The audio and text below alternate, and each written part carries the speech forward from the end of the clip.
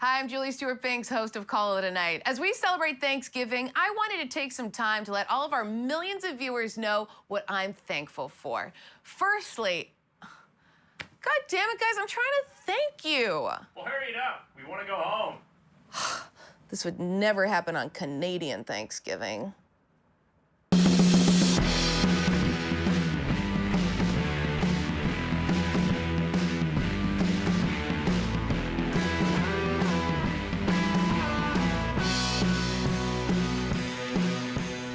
Welcome on into Call It a Night, the show that is prepared to pay out of pocket for dental work. I'm your host, Julie Stewart-Binks, and on this fantastic Thursday, we're so excited to have host of Good Morning Football, actor, all-around good guy, Kyle Brandt on the show. You have had, hi. Hey, Julie. Oh, hi. We have the same dental plan. I think I know, right? My incisors are falling out. It's great. Thank you, Shield. You only go when you know you got a cavity. That's right. Need a root canal right now. You have had such a unique career. We're going to get into it and all more. But how, in one word or less, how would you describe it? Goat. The GOAT career. I have the weirdest career of all time. There's a lot of people who have a better resume than me, some inferior. No one has a weirder one. And this is making it even weirder. GOAT makes it sound like you're Tom Brady. So we will get into more of that later on in Kyle's fascinating career. But Very first, modest. Let's dive into tonight's headlines.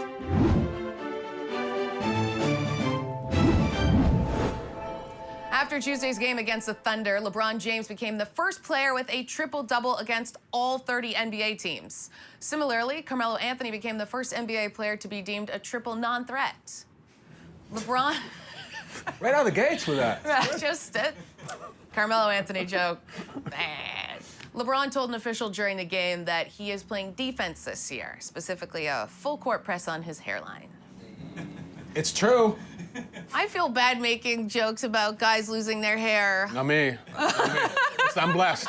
I get it all here in the gut. Yeah. For this, I'm good. Yeah, hey, I mean, you gotta take it, right? I have all this fake hair in my head, so look pretty at much you. the same thing. Rob Gronkowski, the worst thing to happen to Miami since Hurricane Dorian, announced he's holding an all-day party named Gronk Beach during Super Bowl weekend. Details are still up in the air, but the one definite is that the only acronym more prevalent than SPF will be HPV.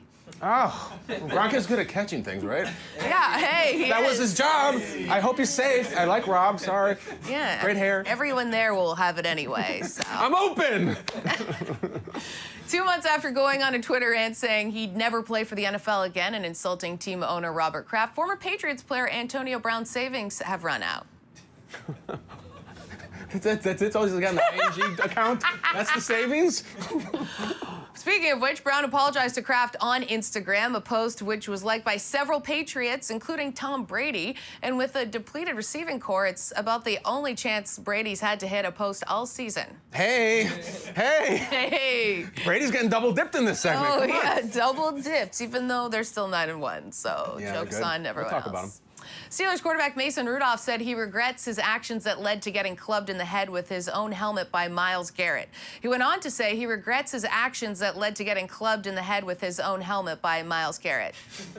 It's a CTE joke, you know? Yeah, it's tasteful. Yeah, tasteful. That's what Call It a Night is. It's tasteful. That's why I'm here. That's why what I you're heard here. about the We show. were like- 60 minutes and call it a night. We were like, Kyle Brandt, tasteful. That's me. On Tuesday night, during halftime, Rob Gronkowski appeared as a Lakers dancer, dressed as a Lakers girl. Good to know that now we can finally take Gronk seriously. He was pretty good at dancing. I thought he was better than Paula Abdul. She was the original Laker girl, and I like him better. I mean, that would have taken a really long time to learn. I've tried to learn the Thriller dance. Oh, yeah, it's tough. I'm still trying to learn it. Yeah, you're back and forth, and then you're here. Yeah. I just think I learned it in 2 seconds. You have it. All right. Well, a tease. Maybe we'll do that later. Hey, now. Charles Barkley has been accused of telling Axios reporter Alexi McCammon that he would hit her. Barkley could potentially lose his job as a basketball analyst and, more seriously, be prosecuted for impersonating Mark Walton. Ooh, that's the headlines. Don't hit women and print it. Wow. I like this show. Like this show. This is the best A-block ever. I wrote that in the prompter. We are having fun, and the party is just getting going. After a quick timeout, we'll tell you why Kyle Brandt has the weirdest resume in sports TV. Next.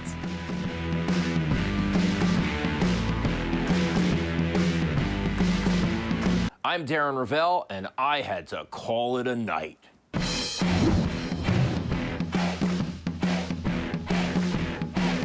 Welcome back, kiddies, to Call It a Night. We've been telling jokes on the show. We're also having a laugh with Kyle Brandt.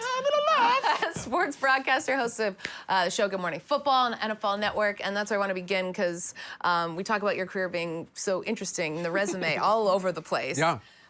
But so with Good Morning Football, the four of you, Nate Burleson, Peter Schrager, Kay Adams, you have great chemistry. Thank you. What do you think really works about your group? First of all, did you call your mother on speakerphone to pass any of these questions by her? Because I've seen that and I like it. Yeah, thank you. I actually... she'd bring up my poor circulation again somehow. The circulation with the hands and everything. Yeah. It's almost like there's not chemistry going on here. You asked about chemistry. Yeah, like I think if you get up at like God o'clock in the morning like that and you have to immediately jump in and talk about like, is this a make or break game for Andy Dalton? Like you better, because if you don't have chemistry, then they're gonna tune out immediately. We've done some Andy Dalton segments that are just, I think the only thing about them is busting each other's chops, and that's the chemistry. Yeah, it's like a group of friends. Like, how would you describe the four of you? Like, what's maybe like a TV show or... Well, look, I mean, the obvious one, like, I don't have necessarily a Succession comparison, but I mean, am I Logan or am I Kendall or like, am I the redhead who's always making that scrunched up face? Shiv, yeah. I love Shiv, but like, I guess Seinfeld's the easier one. Like, and I'm really spewing to the older audience. I think it would be, Kay would be Elaine and Nate would be Jerry. And Schrager's gonna hate this, but like, I think he's George. He's George. 100% And I feel like he's gonna kick open the door and punch me. But look, that would make me Kramer. So like, I'm the maniac. Kind of the goofy, weird The truth is, though, Schrager is more actually Larry David than George, who's like the original George. So he's both. I think that's the best comparison. I think that's great. I mean, you guys all have a unique energy together. And before that, okay, let's just like, I was like, how do I do this interview? Because you've been all over the place. Days of our lives. You were an actor before getting into broadcasting. What's something that would surprise us or the viewer about doing a soap opera? I don't, let's see. I can go salacious. I don't know if this is a surprise. This soap opera that is going on in the dressing rooms is way more compelling and way hotter than the one that is going out there. Also, sometimes when you do love scenes, there was a funny thing with NBC back in the 2000s when I was doing it. They didn't like the word sex. So you'd have these characters who were like 24 and 22 and being like, Philip, I want to make love to you. And that just makes my skin crawl. I'd use the expression make love. And I've been married 10 years. I don't use it with my wife. But then when I was 22, I did. So I think it would surprise you, though, not only that, but also that, like, sometimes the actors just absolutely detest each other before they go into the throes of passions. So I remember once my co-star was female, she was drink a lot of coffee and smoke cigarettes. And I think she started doing it deliberately to mess with me just before. So we used to go, all right, 10 seconds, 5 seconds. And I would be like, can we please get her some Altoids? And I would point like that and everything, like a sideways gun. And so then we would just go at it. So believe me, it is not all sands through the hourglass. Sometimes it is like a foot through the window. It's tough. That passion, though, you can really bring it into a scene. You can channel it. That's right. Look at you. Yeah, oh, I know tons about acting, obviously. But just because you mentioned it, like, when you kiss your coworker, what's that like? It's fascinating because I tend to think that I got a terrible hand in that, like, everyone, it often does in the soaps, like when they make out, like they say cut and then they walk to their dressing room and then they continue the scene and they ad-lib it. I feel like I was the only person in soap history who my wife on the show, we had zero sexual chemistry. She was not interested in me. I wasn't interested in her. So it is a little impersonal and you also don't know how far to go with it. Like, are you really Do you slip the tongue in? This is what I was advised. I was advised that you let the lady lead, and if she goes, you better follow. I mean, like, we gotta have people show up. So, like, if there's a hand up and down the back, go ahead and hand up and down the back. Bringing it full circle. My lady wasn't going anywhere. So this was like dry erasers punching against each other, and that's probably why I never got a daytime Emmy. Yeah, that's the reason why. No, I feel like... It's also raw talent, not involved at all. So many questions that we could ask about this, but then I want to go a little bit further. Okay, you did The Real World before that, but then you were Jim Rome's producer executive producer for 10 years. Like, what made you then leave acting to go into sports broadcasting? Well, here's the thing. Everybody ever who's been on a soap opera, and this is 100%, they leave because they're like, oh yeah, now I've put in my time and now I'm gonna be Matt Damon or Tommy Lee Jones or whoever. So I was gonna be like, hey, if Josh Duhamel does it, I can do it. No, I couldn't do it. So I left after 3.5 years and just not talented enough. No, you know what it is? Come on. I'm telling you, auditioning is hard as hell. And I mean, sometimes you see it in sports, but like, especially in acting, like you have to go in and there's this totally disillusioned casting director behind a tripod camera reading their lines. I sucked at auditioning. So I did not become Matt Damon. And then one day in like 2006, I woke up to an email on my BlackBerry Curve, and I was an actor, so I was like, I slept in my robe, and it was 1:30 p.m. or whatever, and I said goodbye to her, and then like I looked at my BlackBerry Curve, and it was like, Kyle, this is Jim Rome. I understand you were interested in sports, and a friend had set me up with him. So that's the longest. Short answer is like, I feel like sports were this old girlfriend that I ran into at the grocery store once, and I was like, oh yeah, like we used to hang, like we should get together, and then that was it. So then, have you closed the book on acting completely, or would you go back? That's a funny question. Normally I get, would you ever do the real world challenge? Like, would you go down with CT and Bananas or whatever his name is? Which the answer is no, unless there's like a heavy six-figure payday. Oh, yeah. But no, yeah, like I would love to do like a funny cameo or something like that, but like, this is when I knew it was over. The last audition I ever had was for a Knight Rider reboot. Like, they're like, oh, the Hasselhoff show is so iconic, we have to bring it back. And it was like, every like douchey hunk in Hollywood came to audition for the new role, and like, I worked my ass off on that audition. I didn't even get a single callback. So I'm like, I think this is not that's me. Hollywood. It just takes one person to like you or hate you. I know. And NFL Network really likes you. They did. Because you are the host of Good Morning was Football. wild. And you guys are doing such a great job. Thanks. We're going to discuss more NFL when we return on the program. And if you think Kyle is a wild guy, you haven't seen anything yet. We're going to make out in our next break. Okay. Is it going to be tongue? I don't know. I decide. The lady lead.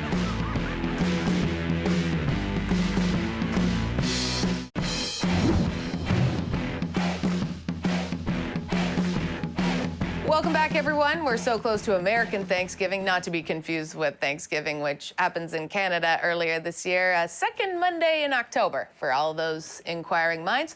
Anyway, we wanted to find out what NFL teams are thankful for before they dive into that big old turkey. And for that, we have employed Kyle to help us figure out, you know, what should these teams be thankful for? As I just said, let's start with the Patriots. Okay. What should the Patriots be thankful for? Yeah. This is not going to sound family-oriented, but I think they should be thankful for divorce. You know why? Because they divorced two of their ex-wives. They divorced Jimmy Garoppolo and Jacoby Brissett. And had they not, like, they're both better than Tom Brady right now. Like, they're like, that would be very awkward, like sort of like a hot pool boy type factor. Wives type of situation. Yeah, the polygamists, all that. Like, so I think they should be happy for that.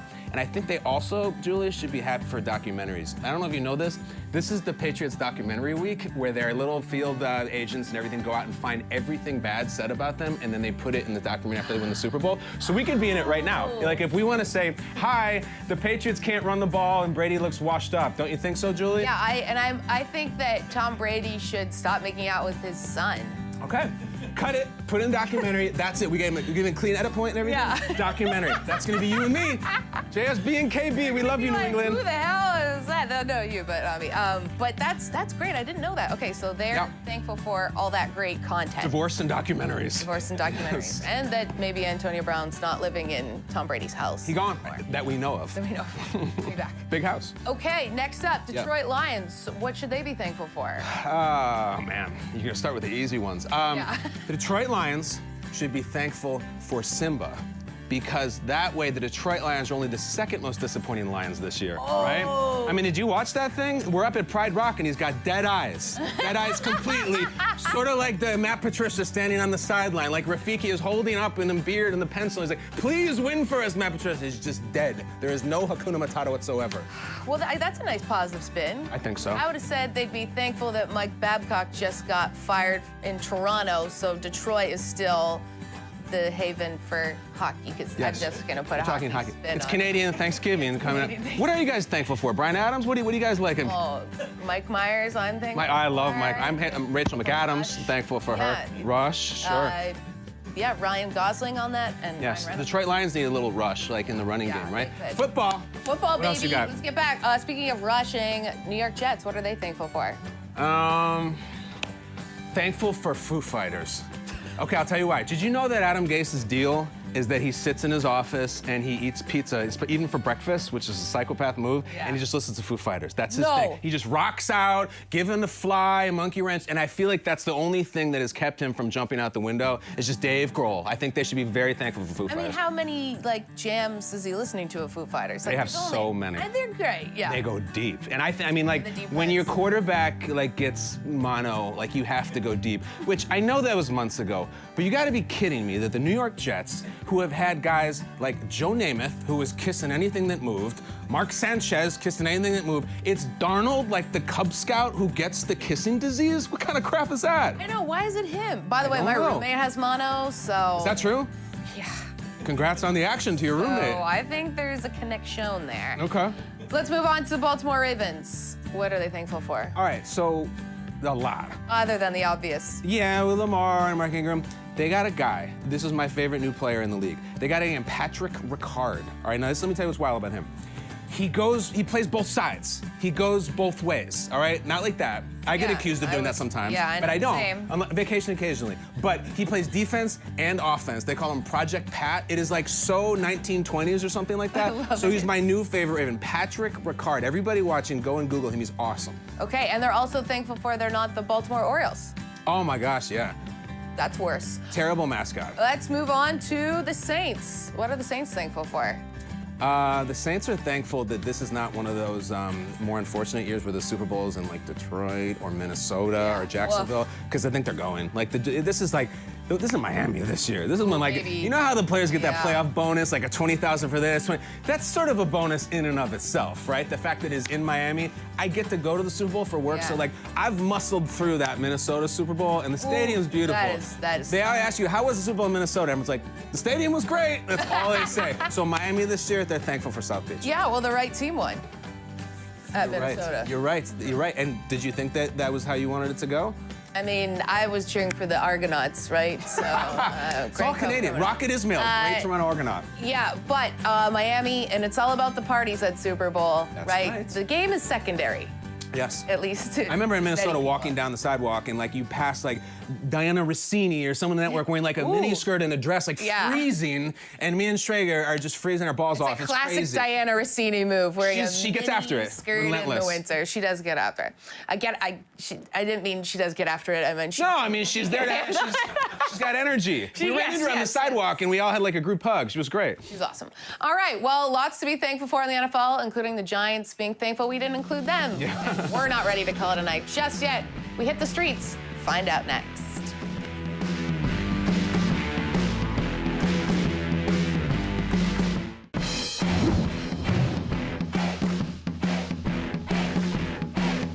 All right, we're cruising along here on Call It a Night, but before we do just that, we want to welcome in Mike Lockyer, who does a little bit of everything on the show, / a lot of everything. Helped put this set up today, associate producer, takes a lot of pictures for the show, not just like as a weirdo. No. And you are also... No weird pictures. You also went on the street, you're on air too, and what did you find out from where you went? So I hit the streets of New York with some proposed NFL rule changes, and it turns out the fans want to change. Let's take a look. Wow. See that? Yeah, I did. Good. Let's scrap the clock system, and it's just 45-minute halves, like soccer, 45-minute halves running clock. Thoughts? I'm down. You're down. Yeah, it'd be way faster. Yeah. Yeah, You know right? what? I can get behind that, yeah. TV timeouts? Why does the TV need a timeout? Exactly. What's it doing? Exactly. Yeah, I don't see a problem with that. Yeah, right? I know, I'm in on it. What about Titan? What does Titan think? Titan? What do you think? It's okay. already a stop-and-go game. I don't think we need to go anywhere near like soccer territory, which is more like constant gameplay, and then you have like halves. If it's gonna be stop and go, like give me something to change it up. Thoughts? I agree. Boom. I love that. Yeah. Succinct. Yeah. It's notable. We're both from Chicago, so like the Bears, like we need something. You know what I mean? Like give us a switch up, give us a change up. Let's take out helmets in general. How do you feel about that? Oh, hell No yeah. helmets. No helmets at all. I'm sorry, but then people start to be pussies. I said it. Like. What? I said it, you take off the helmets, you take off the helmets, you take out the violence, you take out the tackles, and I didn't come to see a bunch of boys run around. I think it'll be safer. Less interesting. Oh, you like the violence. You're like, A little bit. just a touch. Not every play, but like every once in a while, it just spices things up. Concussions spice things up a little bit. Just a little bit. a little paralysis to dip in there. No. Need helmets. Need helmets. Yes. Keep the helmets, get rid of the people that take the guy's helmet and hit him in the head.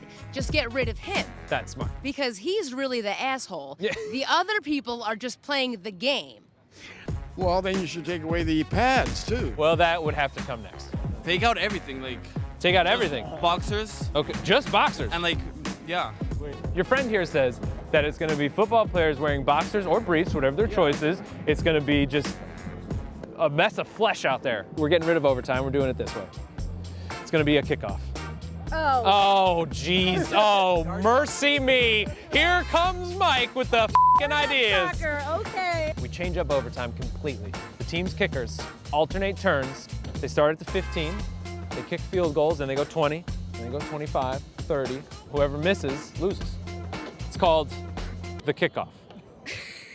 I like that. That's a great That's idea. good, right? I'm with that idea, yeah. Do you hear this? $1 million idea. Thank you. Hire him. That's not a bad idea. Is it your idea? No, it's that guy.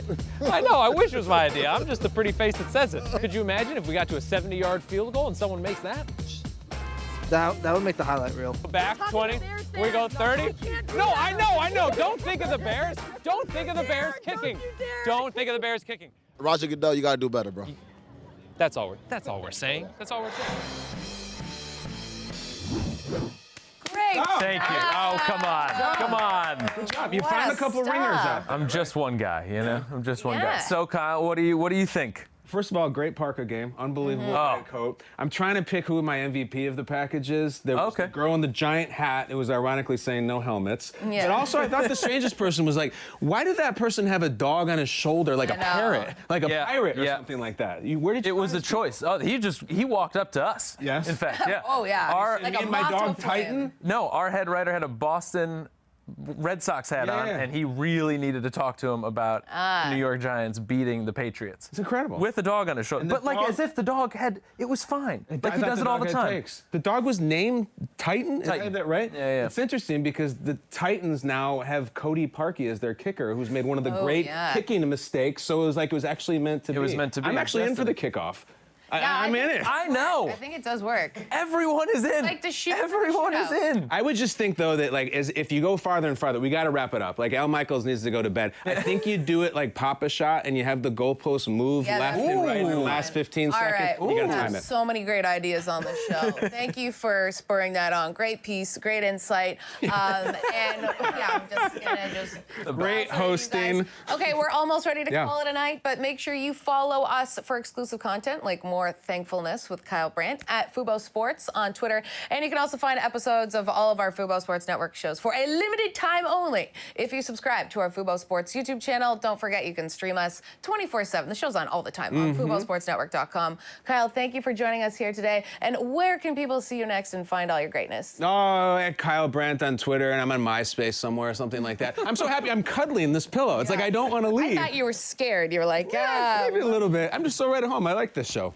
Thank you. Well, we like you. Thank you. Come back anytime, and we'll dive into the beers next time. But, oh, baby, let's do it. That's it for us here. Not the Bears, though. The beers. Yeah, not the Bears. Chicago Beers.